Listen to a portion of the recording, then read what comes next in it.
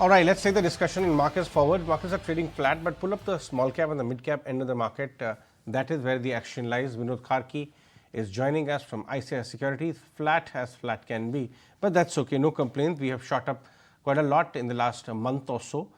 Vinod, afternoon. Thank you so much for your time. Vinod, I want to understand a few of the big factors which have happened globally in the last few days, which seem to have changed the narrative for equities as an asset class. One is that the US yields have come down very sharply, sparking hopes that interest rates may have peaked out. In fact, possibilities of cuts led by US by mid next year is one factor. Dollar index has also reversed. Do you think equities and asset class will get support if indeed by mid of next year rate cuts start? Over the weekend, Brazil spoke about rate cuts, and if US indeed starts, then others would also follow, right, with some gap.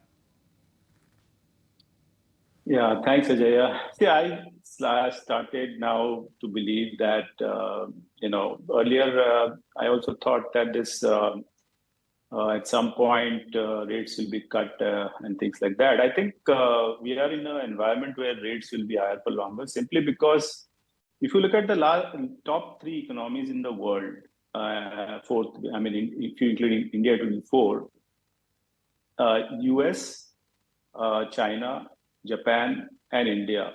If you see the latest GDP prints, they were all above expectations. So growth seems to be ahead of what people initially thought. There were estimates that we will soon be hitting a recession in especially developed markets. So all that I think is not panning out. We are seeing quite resilient growth. So when you have resilient growth, the immediate corollary to that is that the inflation will also be there, if not very high, but at least it will be there. So the rate cut is more of a situation where you get into sharp slowdown, recession, and the central banks come to the rescue in terms of cutting rates and all. So I think that environment I don't think is going to pan out. It's going to be quite robust growth, but peak inflation behind us. So we'll have reasonable amount of inflation, but rates will also be there at a reasonable level. So I think that's going to be the case. And equities generally have been conducive in such an environment because when you have this kind of environment, the nominal numbers are quite strong. So corporate profits are good, broadly. Fair point. We cannot wish for a very high growth environment, but then also wish for a rate cut to happen because, Absolutely. So that's something you can't have your cake and eat it too, as they say. Exactly. Okay. So let's talk about high growth then. You must have taken stock of how the earnings this quarter went by. What were your thoughts on, say, top 100 companies, top 200 companies, or your universe which you track? Were you happy with the growth? Did you see good semblance of 20% plus kind of growth? So first thing is the overall India Inc.'s corporate profitability. So if you look at that trajectory, so as I've been saying in the past, it formed a bottom somewhere in FY 2021 when it hit below 2% of GDP. And since then, it has been on an uptrend. In 23, we saw a kind of a slowdown there, where the profits did not grow higher than nominal GDP because nominal GDP was very high. But this time around, if you see, the profit to GDP has sharply increased to 4.7% of GDP. So that's on the overall corporate profitabilities, nicely nudging up, and the peak India corporate profitability was achieved in 2007-8 when it hit close to 7% of GDP. So a long way to go. But the good thing is that it is trending up. So from a cycle perspective, we are completely looking quite good in terms of corporate profitability. If you look at the investable NSE 200 universe, I think the aggregate profit growth was somewhere around 34%. And this profit growth, 95% of the delta in this profit growth was from cyclicals, which is your lenders, industrials, and others. while the defensives were where it was actually slow in terms of IT or consumer staples and others, where the growth was weak, and a bunch of lost pools in terms of metals and telecoms. But in that, internet companies actually reduced the loss pool. So that was how the picture is. Overall, the profit cycle continues to be trending upwards in terms of profit to GDP. Even within the NSE 200, which is the investable universe, the cyclicals are driving earnings growth. Let's talk about some of the, some of the areas of the market which have not shown growth, earnings growth for a very long time. Chemicals is one certain area. Absolutely. But at the same time, I was surprised, Vinod, I'm not sure that you paid attention, or that last 1 month, a lot of funds, domestic PMSs and some small to mid mutual funds have started nibbling in those areas. Does it make, merit to look at those areas, or is there any light at the end of the horizon? Because it's gone through a very bad, brutal corrective phase last 4-5 years. See, you have to remember that chemicals, after all, are not, you should not equate them with brand and those kind of franchise companies. They are industrial companies and undergoing their own cycles. So if the profit cycle has kind of broken to some extent, and the valuations are not to the extent the typical industrial valuation you would get, industrials typically trade less than 20 times and things like that. So,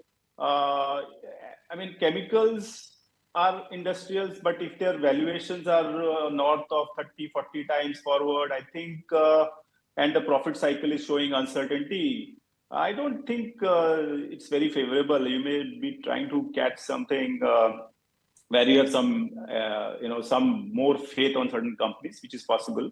But as a group, to my mind, these are industrial companies, very cyclical in their nature in terms of pricing, demand, and things like that. And they should be commanding not anything more than 20 times earnings or thereabouts.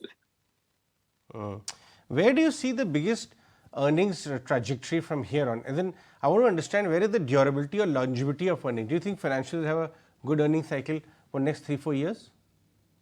Absolutely. In fact, yes, banking is the best in my view.